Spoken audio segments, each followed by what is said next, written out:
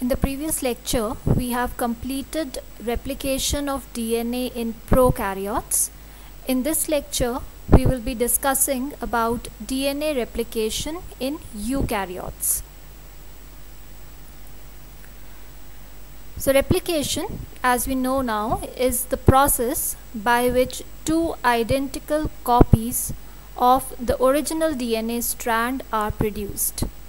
So the term replication, as I've already told you, comes from the term replica, which means exact copies. So two identical or exact copies are produced from the parent DNA strand.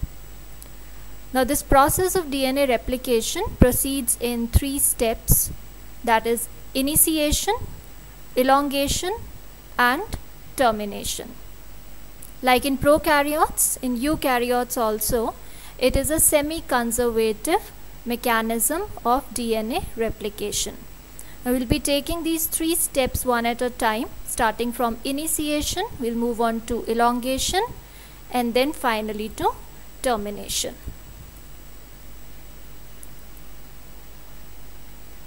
So initiation of DNA replication is from specific sequences which are known as origin of replication. These origin of replication sequences, as we've seen in prokaryotes, there is a single replicon or there is a single unit of replication, whereas in eukaryotic cells there are multiple replicons. There are multiple units of replications, the origins of replications, which are known as replisomes. So protein complexes, they will interact with these replisomes and will initiate the process of DNA replication. To initiate the replication process, multiple replicative proteins assemble on these replication sites. So there are multiple replication sites, there are multiple units of replication which are also known as replicons, and there are multiple replicative proteins which assemble on these replication sites, leading to the formation of a complex which is known as a pre-replicative complex or the pre-RC. So what are the steps for the formation of the pre-replicative complex? The first step is the binding of a origin recognizing complex ORC with the origin of replication. So in the first step, the origin of replication is recognized and bound by a protein complex which is known as the origin recognizing complex, followed by the binding of CDC6 to the origin recognizing complex. CD6 is cell division cycle 6. So binding of CDC6 protein to the origin recognizing complex makes a platform for loading of the mini chromosome maintenance complex proteins or the MCM proteins. Now these MCM proteins are complex of MCM2 to MCM7. So there is MCM2, MCM3, 4, 5, 6 and 7. So there are 6 gene products. These are 6 proteins forming a complex, and this complex is loaded onto the origin after the binding of the CDC6 to the origin recognizing complex. The MCM complex protein binding is facilitated by a chromatin licensing and DNA replication factor 1 protein or the CDT1 protein. So starting from the replication origin, the first step is the association of the origin recognizing complex to the origin of replication, followed by the binding of CDC6 protein to the origin recognizing complex, making a platform for loading of the MCM complex proteins, which is facilitated by the CDT1 protein. Now this mini chromosome maintenance protein complex, or the MCM2 to 7 complex proteins, is a DNA helicase.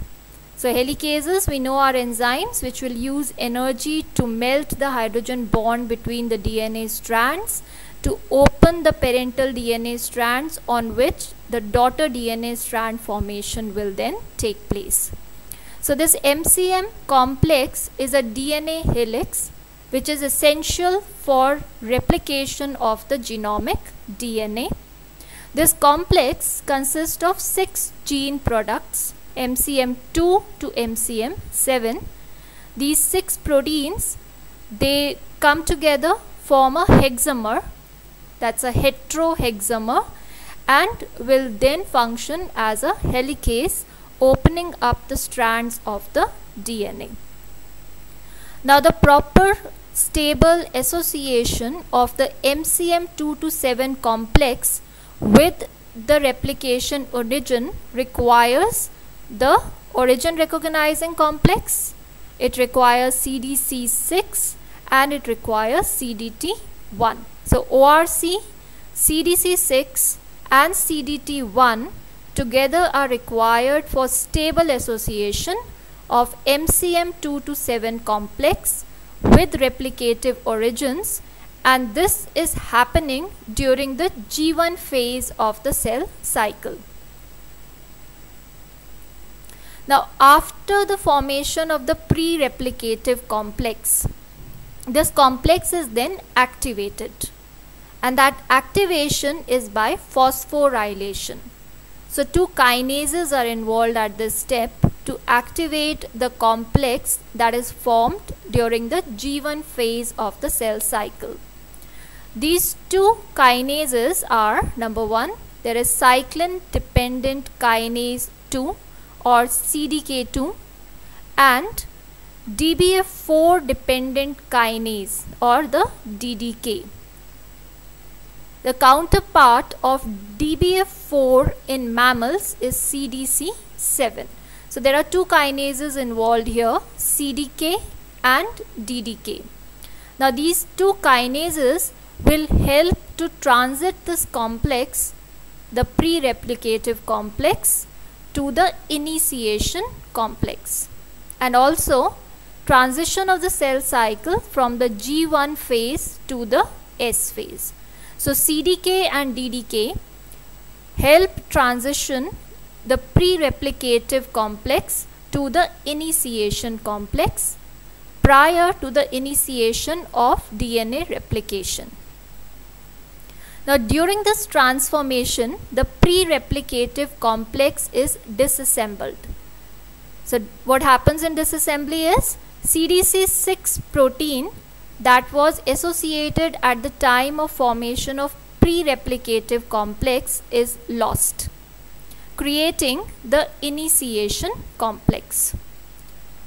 And one protein binds to the MCM proteins, specifically to the MCM5 protein, and that protein is the cell division cycle 45 protein or CDC45 protein. So after activation by kinases, the CDC6 protein is being released, and there is a joining of CDC45 protein, specifically it associates with the MCM5. Now the joining of the CDC45 is very important because CDC45 recruits the other replication protein. So loading of CDC45 onto chromatin is important for loading other replication proteins, and these other replication proteins will include DNA polymerase alpha, DNA polymerase epsilon, the replication protein A, RPA, the proliferating cell nuclear antigen or PCNA onto the chromatin. Now PCNA now here will act as a clamp. If you remember, I told you about a beta clamp when we were doing replication in prokaryotes, and that beta clamp is responsible to make the DNA polymerase enzyme processive. So PCNA here acts as a clamp, and this PCNA clamp is loaded by a complex of proteins which is known as replication factor C. So again, what is happening after the formation of the pre-replicative complex? The complex is activated by activity of two kinases, CDK and DDK. The activation of complex will transit the cell from G1 to the S phase, and the pre-replicative complex will be transitioned into the initiation complex. At this time, CDC6 protein and CDT1 protein also, they will be released, and there is a binding of CDC45 protein to the MCM complex.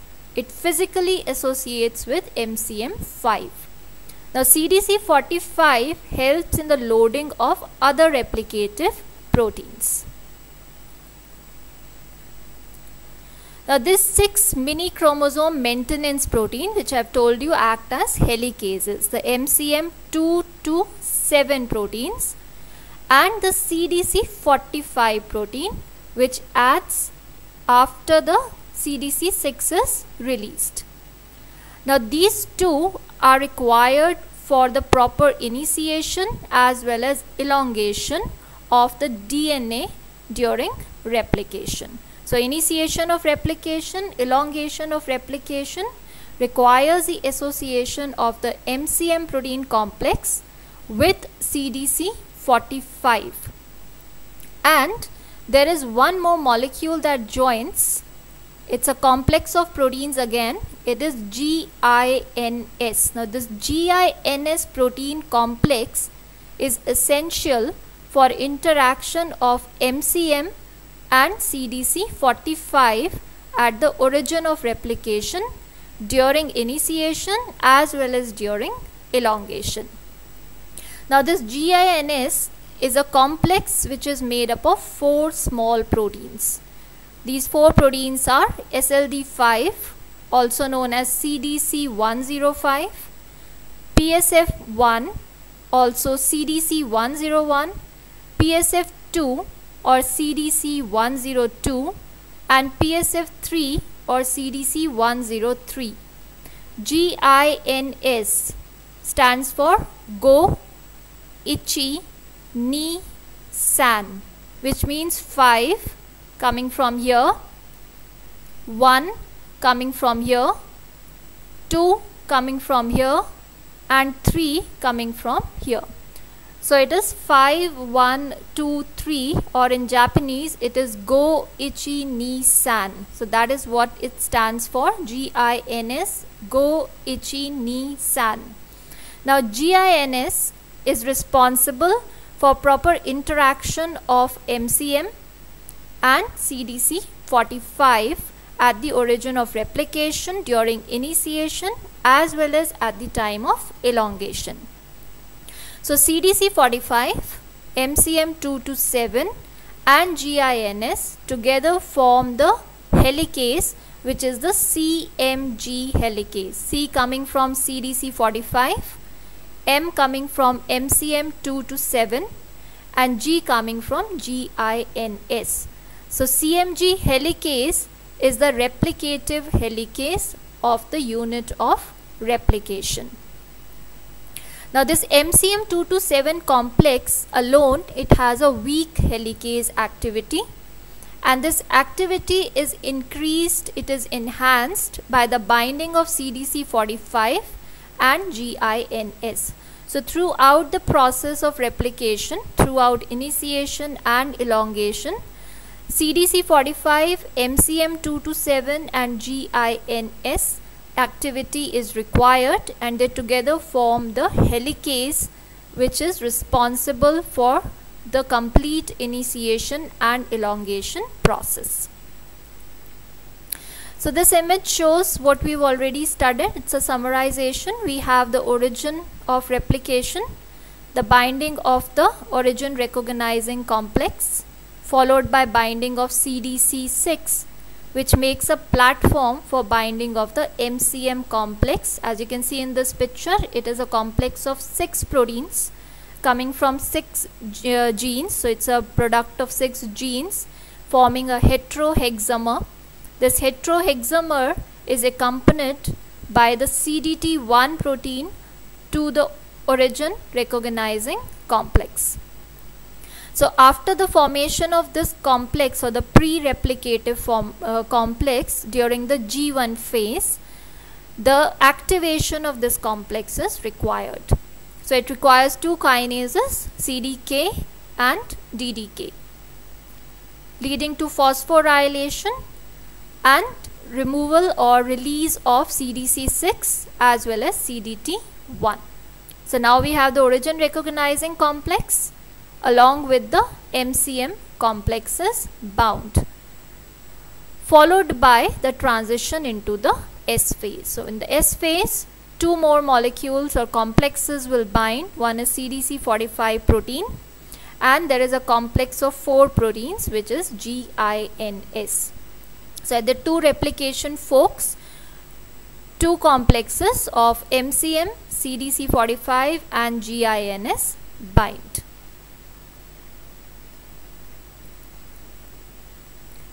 Leading to elongation. So once the initiation complex is formed, the cells pass into the S phase and the complex becomes a replisome.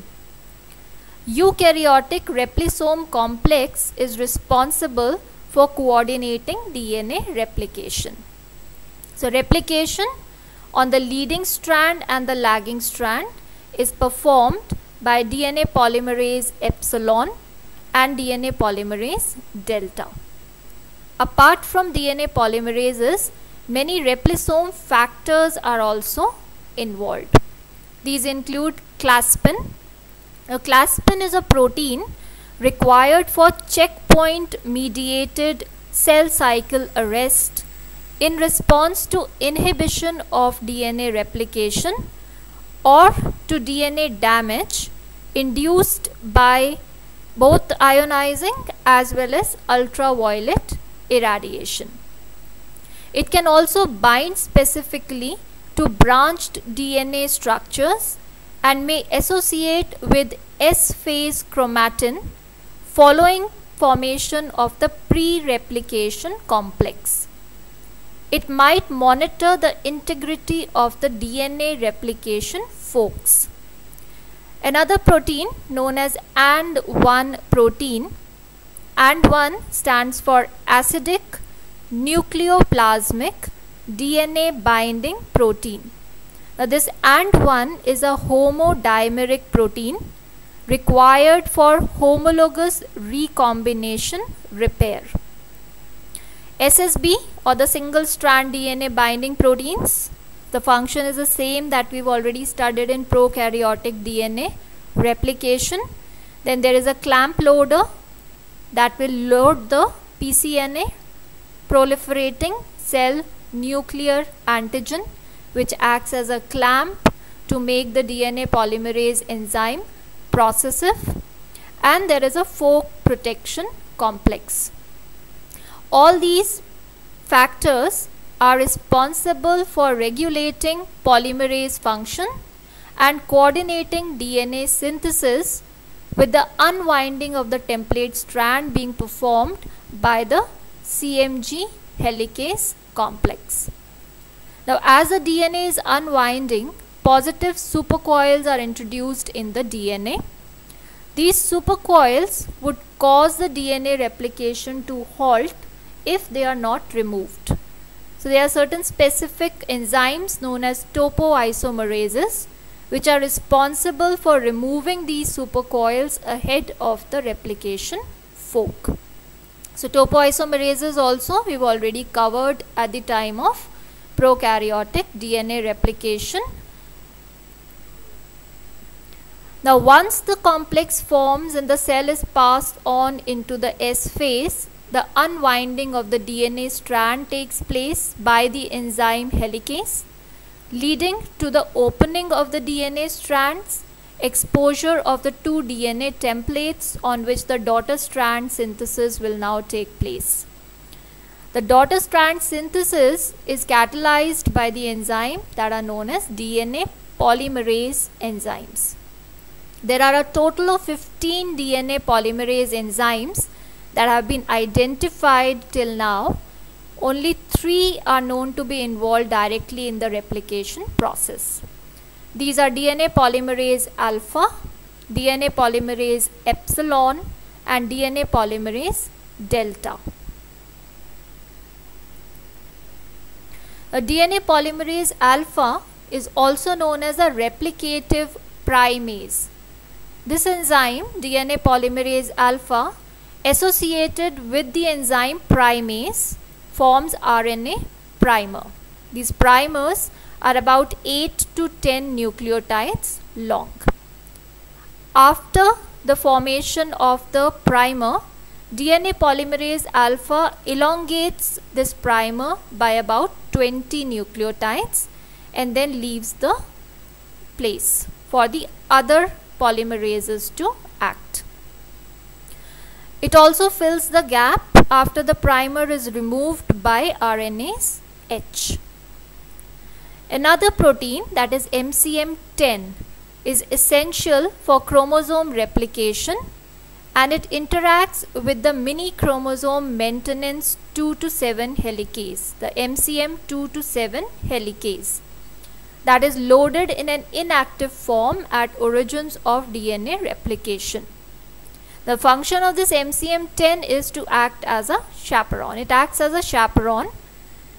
The catalytic DNA polymerase alpha is stabilized by the binding of the MCM10. So MCM10 chaperones the catalytic DNA polymerase alpha and helps stabilize the polymerase at the replication forks. Now once the primers are added and it is extended by about 20 nucleotides, DNA polymerase alpha will leave, and what joins is the other DNA polymerases. DNA polymerase epsilon elongates the replication on the leading strand. So because it's replicating the leading strand, nucleotides are added continuously. There will be a continuous process of replication. Epsilon has a proofreading activity. So if wrong bases are incorporated, the epsilon polymerase enzyme can remove those wrong bases. So it has editing function or it has proofreading function. DNA polymerase delta helps in the elongation of replication on the lagging strand. On the lagging strand, multiple RNA primers are required because lagging strand is synthesized discontinuously. We've done this already in the last lecture. Discontinuous synthesis is there. Okazaki fragments are synthesized, and these Okazaki fragments are later on joined to give the continuous strand. So on the lagging strand, DNA polymerase delta synthesizes small fragments of DNA which are called Okazaki fragments. DNA polymerase delta also has proofreading activity. Now recent evidences have now suggested that Pol delta might have a role in replicating both the lagging as well as the leading strand of DNA. Pol alpha is coded by gene. It has different subunits, but the gene is Pol A. Pol delta by the gene Pol D, and Pol epsilon by the gene Pol E. The third phase of DNA replication is termination. Now end replication problem occurs in eukaryotes as DNA polymerase is only able to add nucleotides from the 3' end. This end problem is solved by the enzyme telomerase. Now telomeres we've already completed when we did chromosomes. We did centromeres and telomeres. I'm not going to repeat it here. You can revise the topic from the chromosome lecture. These are the end regions where primers are left, and these end regions are extended by the enzymes which are known as telomeres. and that helps to solve the end replication problem in the linear DNA molecules. Thank you.